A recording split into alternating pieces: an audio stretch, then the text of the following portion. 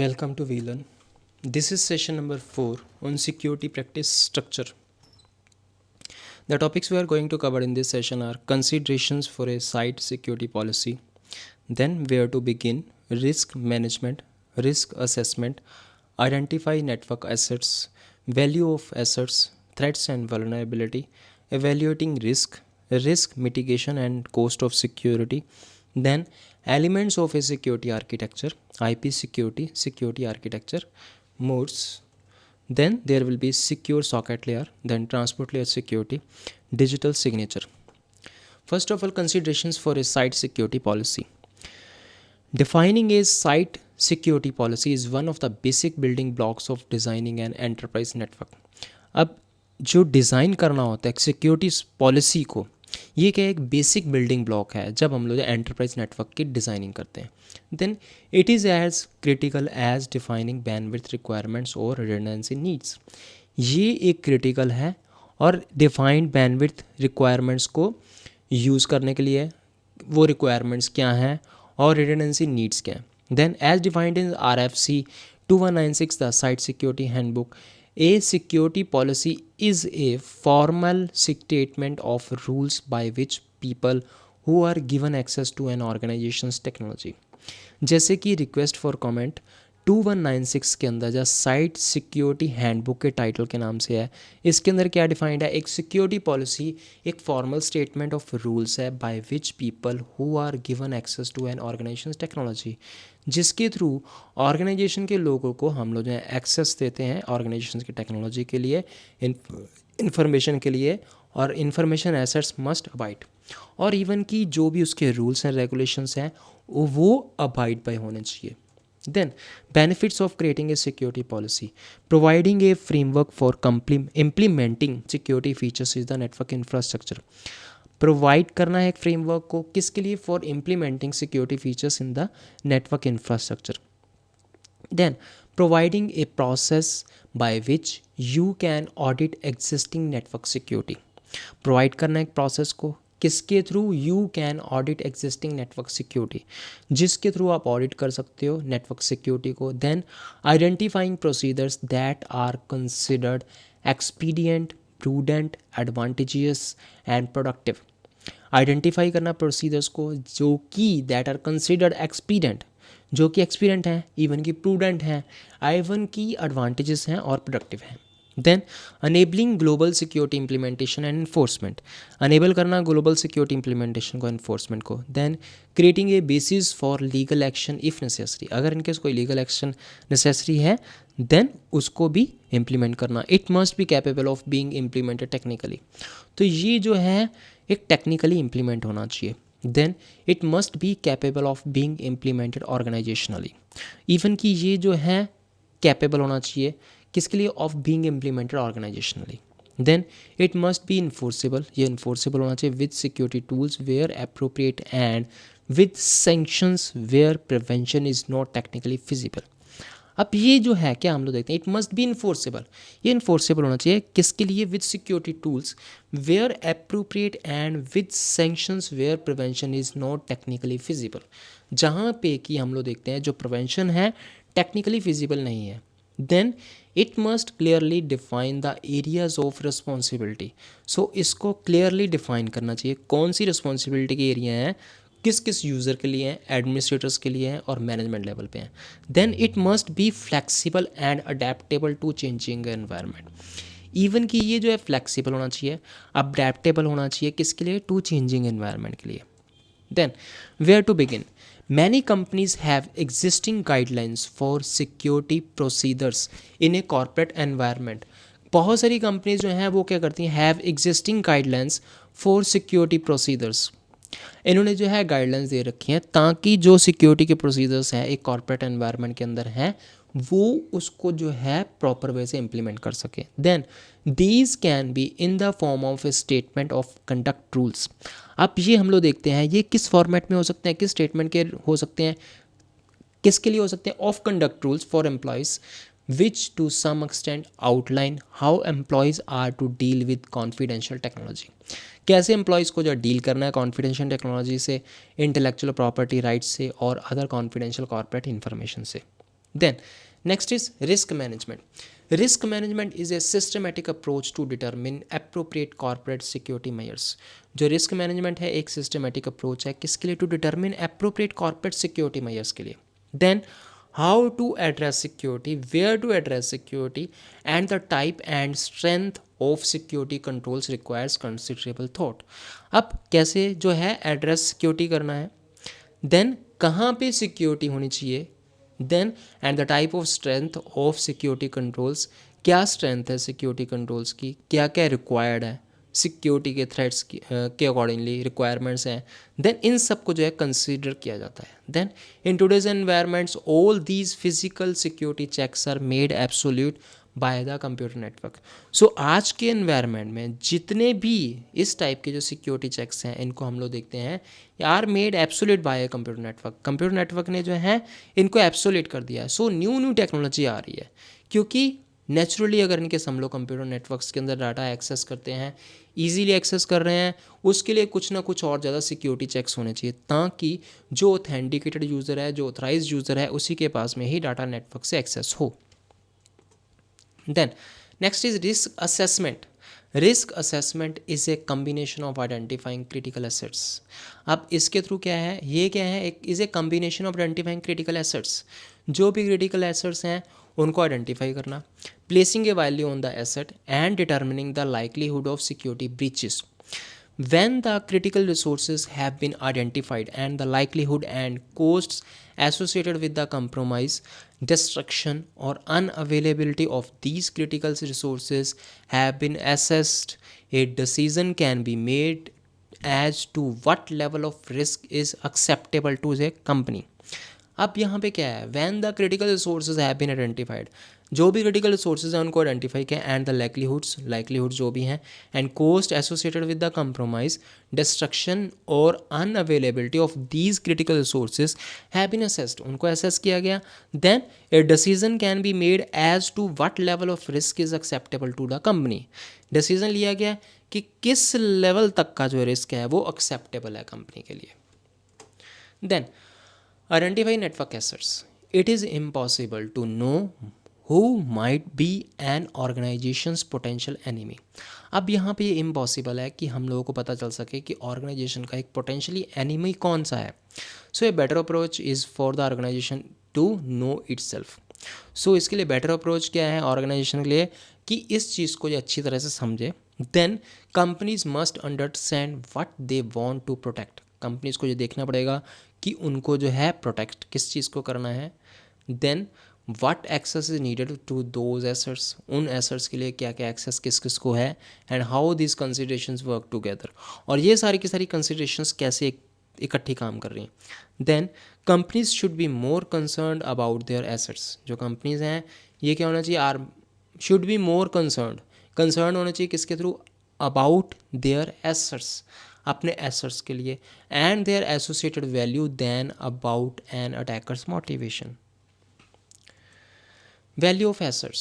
Placing values on corporate assets can be a very subjective process.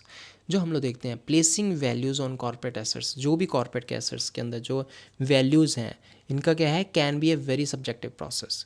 For intangible assets usually some form of software, data or documentation, it can be useful to represent the value in terms of importance or criticality. अब intangible assets के लिए क्या है, usually some form of software, data और documentation, इनका क्या है, it can be useful to present the value in terms of the importance of criticality. So in this way the relative loss of asset becomes more important. इस case में क्या है, जो loss of assets है ये बहुत ज़्यादा important हो जाता है किस से, then placing a correct value on it. Then the value of tangible assets can be placed on replacement value. So जो वैल्यू है टेंजिबल एसेट्स की इनका क्या है, can be based on replacement value. ये रिप्लेसमेंट वैल्यू की जो है बेस हो सकता है. And as in the case of intangible assets, the immediate impact of the loss and the consequences of a loss. Then the replacement value can encompass the monetary cost of purchasing security hardware. So जो इसकी replacement value है can encompass the monetary cost of the purchasing security hardware, such as firewalls and encrypting devices, and software such as one-time password generators and audit tools. सो जो भी replacement value है हम लोग क्या कर सकते हैं, can encompass the monetary cost of purchasing security hardware. जैसे कि फायरवॉल्स होते हैं जो क्या करते हैं, फायरवॉल्स रिस्ट्रिक्ट करते हैं अनऑथराइज एक्सेस को, और इवन कि इनक्रिप्टेड डिवाइसेस होते हैं। देन एंड सॉफ्टवेयर्स होते हैं जो क्या करते हैं, वन टाइम पासवर्ड जनरेट करते हैं, और ऑडिटिंग टूल्स होते हैं, and the cost of the retaining security personnel वगैरह हो गया। सो for data loss, the immediate impact caused by the inaccessible or corrupt data may be a missed representation deadline that consequently results in the account being lost. Then, estimating the worth of data can be difficult in some situations. So, जो भी हम लोग estimate करते हैं, the worth of data, जो worth of data है उसका जो हम लोग एस्टिमेट कर रहे हैं, can be difficult in some situation. कुछ सिचुएशंस में हम लोग जो है देखते हैं कि ये थोड़ा डिफ़िकल्ट हो सकता है। कब? Specially when an established research environment has to evolve to meet changing business needs. जब हम लोग देखते हैं कि किसी चीज़ को एस्टेब्लिश करना है, रिसर्च एनवायरनमेंट को has to evolve to meet changing business needs, then business needs में place a higher value on some data. जो बिज़नेस की नीड्स हैं इसमें क्या है, may place a higher value on some data. ये क्या कर सकते हैं, हायर वैल्यू को प्लेस कर सकते हैं किस पे, on some data, because of its potential patent royalty. किसके लिए? Because of its potential patent royalty के बेस पे, और अदर मॉनेटरी गेंस के लिए। Then the data can take many forms. अब ये कौन सी फॉर्म्स हो सकती हैं? एडमिनिस्ट्रेटिव डाटा है, correspondence and such information as property records and personal information that is generally available to the public. The next is financial data, budgeting and expenditure information relating to corporate operations.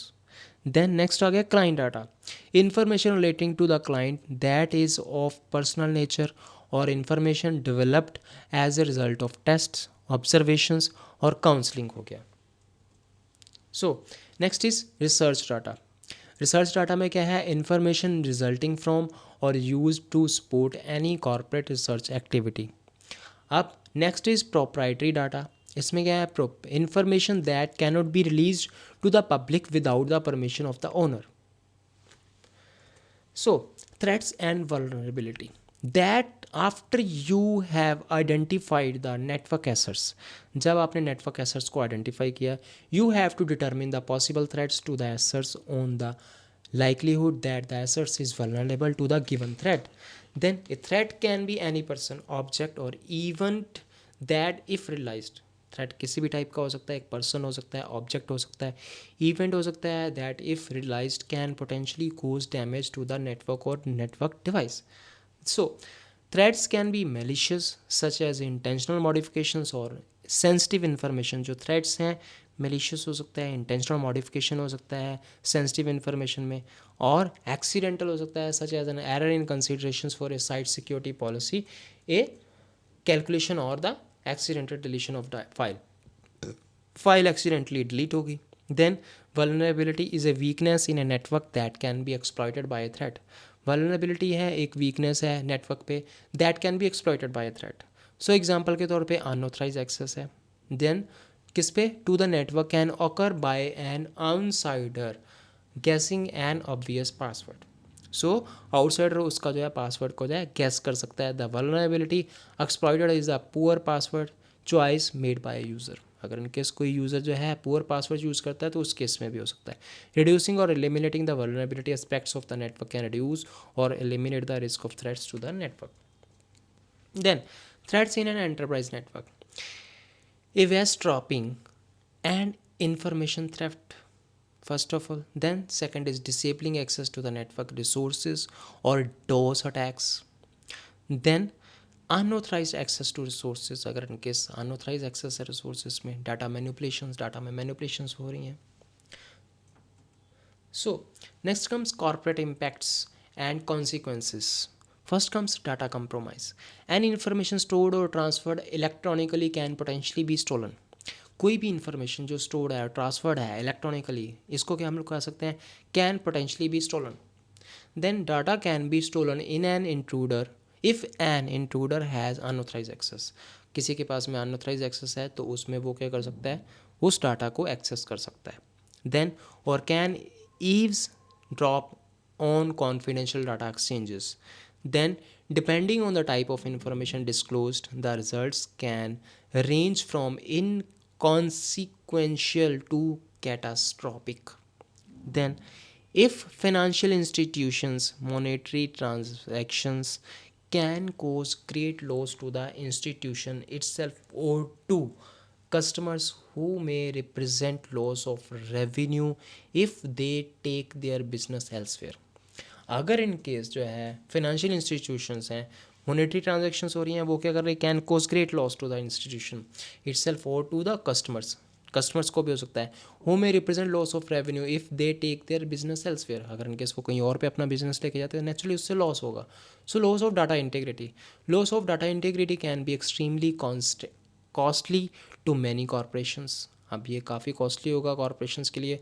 Loss of integrity can result in negative press and therefore loss of reputation, which translates into loss of customers and revenue. Then an obvious example is in the financial environment, that is a bank or other financial institution has a large probability of bankruptcy. सो जो एक bank है और other financial institutions हैं इनमें क्या has a large probability of bankruptcy. कब हो सकती है, if any account data were ever publicly known to be compromised, then the public would be hard pressed to place trust in that institution to reliably handle its financial business.